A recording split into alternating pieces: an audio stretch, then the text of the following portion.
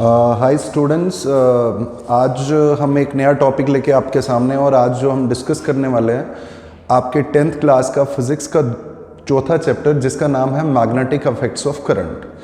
तो प्रीवियस जो हमने स्टडी करा दैट इज़ इलेक्ट्रिक करंट। तो करंट का थोड़ा सा मैं आपको बता दूं, flow of charge in a particular direction is known as electric current. Flow of charge in a particular direction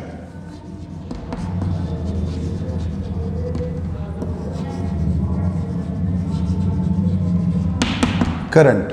so whenever there is flow of current in a conductor, जब भी एक कंडक्टर में current flow करता है तो उसके पास उसके आसपास एक मैग्नेटिक फील्ड बनता है, मतलब मैग्नेट के इफेक्ट्स हमें देखने को मिलते हैं। सो इस चैप्टर में हम डिस्कस करने वाले हैं magnetic effects of current. It means whenever there is flow of current in a conductor, जब भी एक कंडक्टर में करंट फ्लो करेगी तो उसके आसपास की जो स्पेस है वहां पे हमें मैग्नेटिक इफेक्ट्स देखने को मिलेंगे।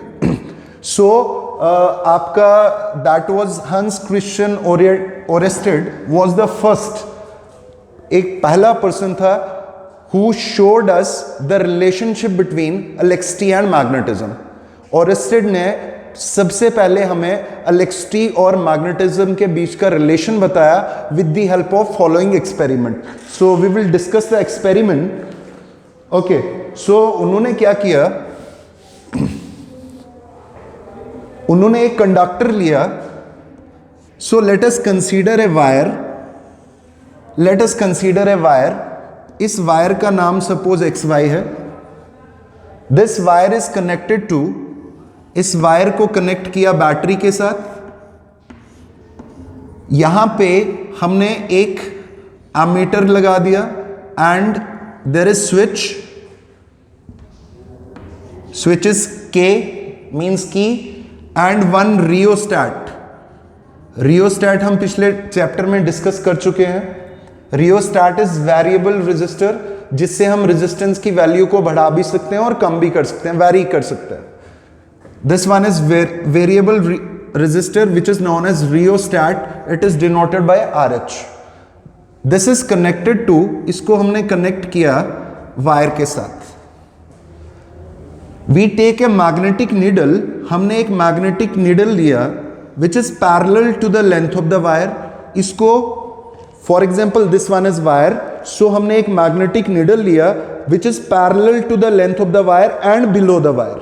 उसको कहाँ रखा? below the wire। so first observation जो देखने को मिली इस एक्सपेरिमेंट में, जब स्विच ऑफ था, when there is no current in the wire, जब करंट कोई भी फ्लो नहीं कर रही है वायर में, this one is magnetic needle, north pole and south pole. So when there is no current in the wire, जब आपका स्विच ऑफ है, तो उस केस में एक्सपेरिमेंटली ये देखा गया this magnetic needle shows no deflection, इसमें कोई भी हरकत हमें देखने को नहीं मिली। उसके बाद नेक्स्ट स्टेप में हमने स्विच को ऑन किया। जैसे ही हमने स्विच को ऑन किया, so we know the direction of current, current starts flowing through what, from positive terminal to negative. This one is positive terminal, this one is negative terminal. तो current इस wire में flow करेगी from X to Y। जैसे ही current flow करने शुरू हुई, so जो आपकी मैग्नेटिक निडल का नॉर्थ पोल है, it is deflected towards left side.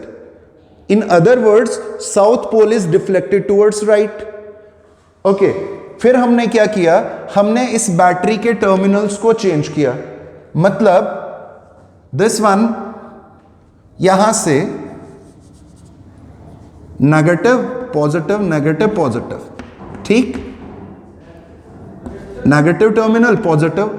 So currents flows in the wire from Y to X, from positive terminal to negative. So current wire में जो flow करेगी, it is from Y to X। In that case हमने क्या देखा, जो आपका north pole है magnetic needle का, it is deflected towards right. So this experiment simply shows us that whenever there is flow of current, जब भी एक करंट कंडक्टर से फ्लो करेगी, उसके आसपास हमें क्या चीज देखने को मिलता है, मैग्नेटिक इफेक्ट्स, जिसकी वजह से आपकी ये जो मैग्नेटिक निडल है इसमें आया deflection. So whenever there is flow of conductor, so flow of current in a wire, magnetic field is produced around it, which causes magnetic needle to deflect. Further experiment shows that हमने इस rheostat की help से current की strength को increase किया, हमने current की value को बढ़ाया, और हमने क्या चीज ऑब्जर्व करी, आपका मैग्नेटिक निडल जो है उसमें डिफ्लेक्शन इंक्रीज हुआ. और जब हमने करंट की वैल्यू को कम किया, when we decrease the value of current in the conductor, we note that the deflection, ये जो इसमें डिफ्लेक्शन होगा वो भी डिक्रीज हुआ. तो इससे एक और कंक्लूजन हमारे पास आया कि जितनी ज्यादा वैल्यू होगी करंट की, उतना ही ज्यादा मैग्नेटिक फील्ड प्रोड्यूस होगा. जितनी कम वैल्यू होगी करंट की, उतना कम मैग्नेटिक फील्ड प्रोड्यूस होगा. सो दैट इज वाई आपकी ये हाई टेंशन वायर्स हैं, वो आपके जो टॉवर्स हैं आसपास जितना भी पहाड़ी इलाकों में या प्लेन्स में आप देखते हैं, वो काफी हाइट पे रखे गए, क्योंकि उनमें बहुत ज्यादा वैल्यू होगी करंट की. तो जितनी ज्यादा वैल्यू होगी उतना मैग्नेटिक फील्ड प्रोड्यूस होगा.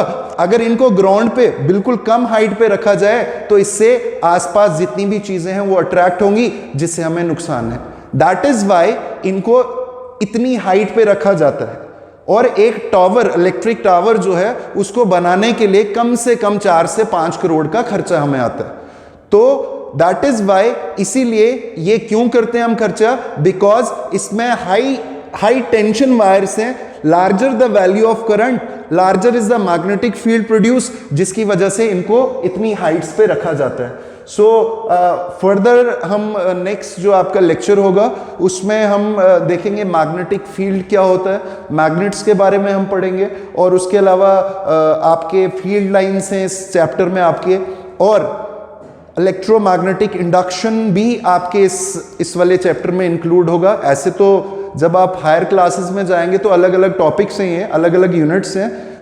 लेकिन बट 10th में इनको क्लब करके एक ही बनाया हुआ है, लेकिन टॉपिक्स आपके सेपरेट रहेंगे. दिस वन, इस वाले चैप्टर में हम पढ़ेंगे whenever there is flow of current magnetic field is produce.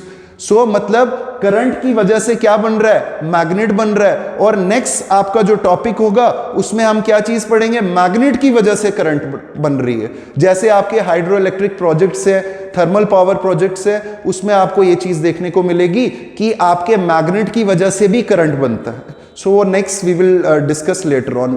Thank you very much.